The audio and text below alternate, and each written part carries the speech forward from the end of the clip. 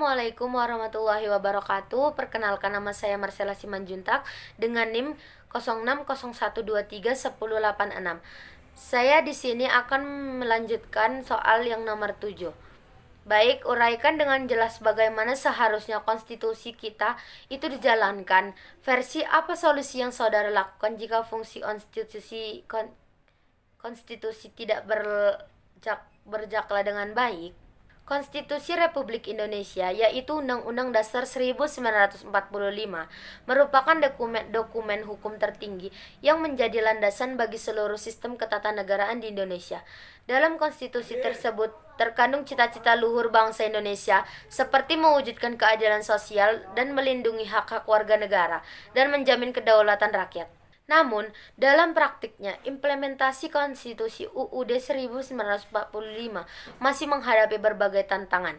Beberapa persoalan yang sering muncul antara lain, inkonsistensi antara norma konstitusional dengan peraturan di bawahnya, lemahnya penegakan hukum, serta adanya tarik-menarik kepentingan politik yang mengesampingkan semangat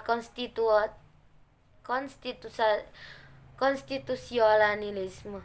Berikut ini adalah penjelasan yang lebih rinci tentang langkah-langkah untuk memastikan konstitusi Undang-Undang Dasar 1945 dapat dijalankan secara optimal. Yang pertama, ada penguatan sistem checks dan balances.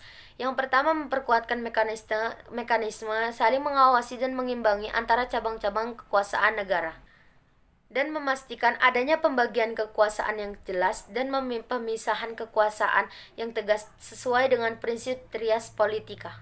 Yang kedua ada revisi dan harmonisasi peraturan, melakukan pengkajian menyeluruh terhadap seluruh peraturan undang-undangnya yang ada, merevisi atau mencabut peraturan di bawah Undang-Undang Dasar 1945 yang bertentangan dengan konstitusi. Yang ketiga, peningkatan kapasitas lembaga. Memperkuat kapasitas kelembagaan, khususnya Mahkamah Konstitusi, dalam menafsirkan dan menegakkan konstitusi. Meningkatkan kualitas sumber daya manusia, baik dari segi pengetahuan, keahlian, maupun integritas di seluruh lembaga negara. Yang keempat ada pendidikan konstitusi bagi warga negara, meningkatkan pemahaman dan kesadaran warga negara tentang hak-hak konstitusional mereka, termasuk kewajiban dan tanggung jawab sebagai warga negara.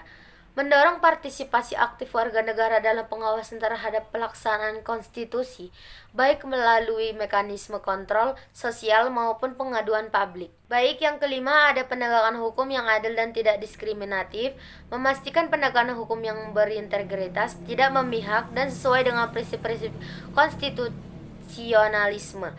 Menghilangkan praktik diskriminasi baik dalam pembuatan maupun penegakan hukum, sehingga keadilan dapat diwujudkan secara merata. Sekian dari penjelasan saya, terima kasih. Wassalamualaikum warahmatullahi wabarakatuh.